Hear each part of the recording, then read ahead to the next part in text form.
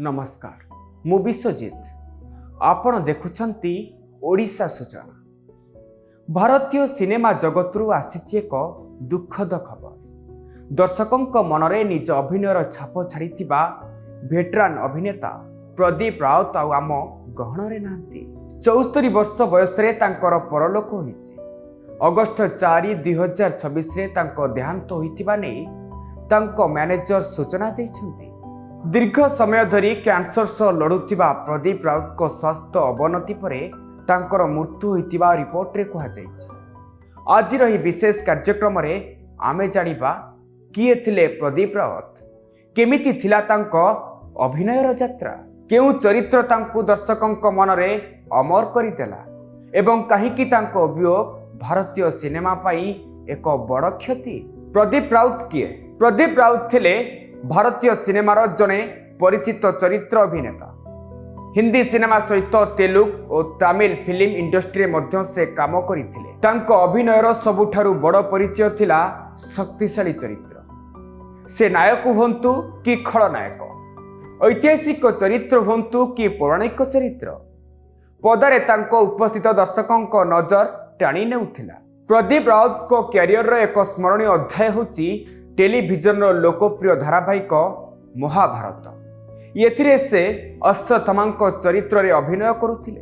अश्वत्थामा भूमिका रे तांको अभिनय तांको टेलीविजन दर्शकों मध्य परिचित कराइथिला। तेलुगु फिल्म साय पाई से श्रेष्ठ खलनायक भाव में फिल्म फेयर अवार्ड मध्य पाइथिले। यह तांको बहुमुखी अभिनय प्रतिभार एक उदाहरण।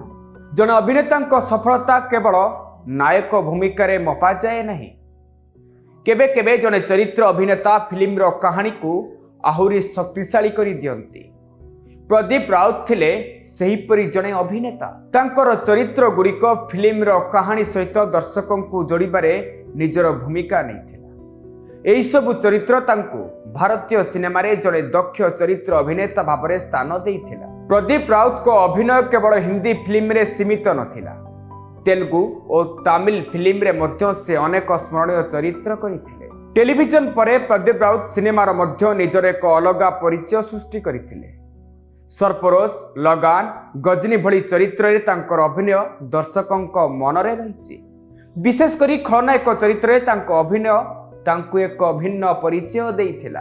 प्रदीप राउत को नाम आसिले अनेक दर्शकों मन को आसे गजनी। एही फिल्म रे तांको चरित्र थिला गंभीर एवं भयंकर, नाटकीयता को आहुरी शक्तिशाली करिथिला।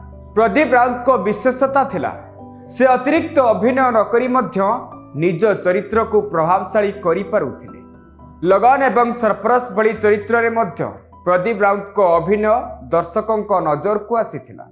तांकर लंबा अभिनय यात्रा रे विभिन्न भाषा, विभिन्न धरणर चरित्र एवं विभिन्न पीढ़ीर दर्शकों सहित से जोड़ी होइथिले। प्रदीप राउत को वियोगरे भारतर मनोरंजन जगत रे शोकर छाया खेली जाइछि। जने अभिनेता देहांत सहित तांको यात्रा शेष होई पारे, किंतु तांको कला शेष हुए नहीं। परदारे से करिथिबा चरित्र गुड़िक तांको सबुबेले दर्शकों को मने पकाई पारे। तांकर अमर आत्मार सद्गति पाई आमे प्रार्थना करुचु। ओम शांति, ओम शांति, ओम शांति। एभली नुआ नुआ वीडियो देखिबा पाई आमर ओडिशा सूचना को लाइक, शेयर, सब्सक्राइब करंतु।